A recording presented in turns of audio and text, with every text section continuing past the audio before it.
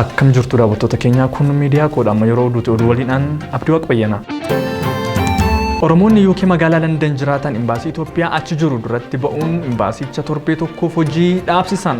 Mootummaan Itoophiyaa rakkoo imbaasicha mudateef komii fi mufannaa qabu ibseera. Hiriirtonni kunneen alaabaa Itoophiyaa gamoo imbaasicha irratti fannifamee jirullee buusuun alaabaa adda bilisummaa Oromoon bakka buusanii jiru. Namoonni hiriira bahan imbaasichi akka hin saaqamne gochuuf guyyaa torbaffaaf achi bulaa akka jiran himanii imbaasiin Itoophiyaa London jiru hiriira mormii bahame hordofuun erga cufamee guyyoota 6 ta'eeraa jedhu.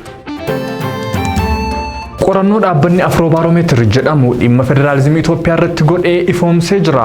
Qorannoo namoota 2400 irratti dhaabbanni Afrobaaromeetir jedhamu godheen sirni federaalizimii Itoophiyaaf sirna gaariidha jedhu. Garuu federalizimiin amma jiru mormisiisaadha jedhe. Bu'aan qorannichaa heerri mootummaa FDRE akka fooyya'u afaan hojii federaalaa afaan Amaaraa dabalataan afaanonni biroo akka dabalaman dhimmoota barri aangoo muummee ministeeraa akka daanga'u jedhu irratti akka walii galanii fi dhimmoota biroo irratti akka walii hin galle qorannichi ifoomseera. Bu'uuruma qorannichaan heerri mootummaa FDRE haala amma jiruun itti haafufuu yookiin ammoo haafooyya'u jedhu irratti dhibbeentaan 68 fooyya'uu qaba kan jedhan si'a ta'u dhibbeentaan 18 ammoo haaluma amma jiruun itti fufuu qabaa kan jedhanidha. Dhibbeentaan 11 ammoo haaraan bakka bu'uu qaba warreen jedhan ta'uu qorannichi ibseera. Afaan hojii federaalaa haala amma jiruun itti fufuu qabamoo dabalamuu qaba dhimma jedhu irratti hirmaattota qorannichaa keessaa dhibbeentaan 73 dabalamuu qaba dhimma jedhu irratti yoo walii galan dhibbeentaan 3 ammoo haala amma jiruun itti fufuu qabaa jedhaniiru. Akkasumas dhibbeentaan 24 ammoo mormaniiru.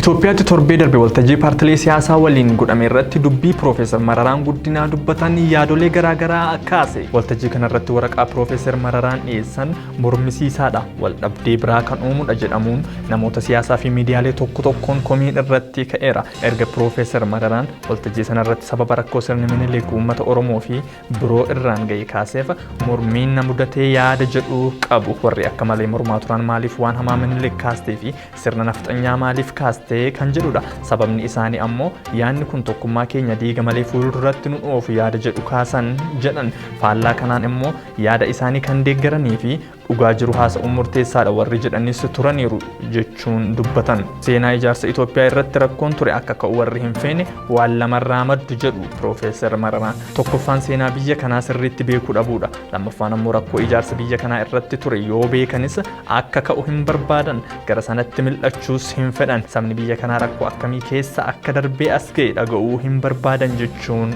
himu.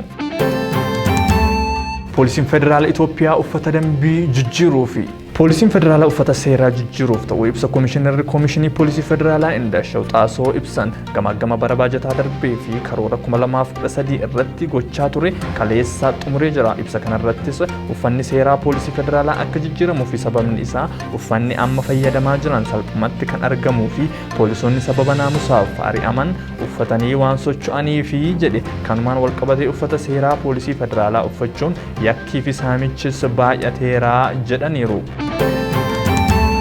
Moobaayiliin Chaayinaa vaayirasii wajjin oomishamee Afrikaa keessatti heddumminaan gurgurame. Moobaayilonni Chaayinaatti oomishaman eeyyama maamiltoota malee tajaajila garaagaraatiif galmaa'an kumaataman lakkaa'aman argaman. Dhaabbanni UP Stream jedhamu moobaayilota teknoo jedhaman Itoophiyaa keessatti gurguraman keessaa 53 koodii vaayirasiif nama saaxilu qabaa jedhe. Koodiin maalwaarii kun durumaan fe'amee kan dhufu akka ta'e kan ibse dhaabbatichi moobaayilonni kun namoota harka qalleeyyiin bitamuu jedheera. Itoophiyaatti qorannoo sa'a 24 darbeetiin namoonni 1545 dhibee COVID-19 qabamanii namoonni 17 ammoo lubbuun darbanii jiru. Oduun hagayya 26 bara 2020 qopheeffannee kana fakkaata ture waan waliin turtaniif galatooma.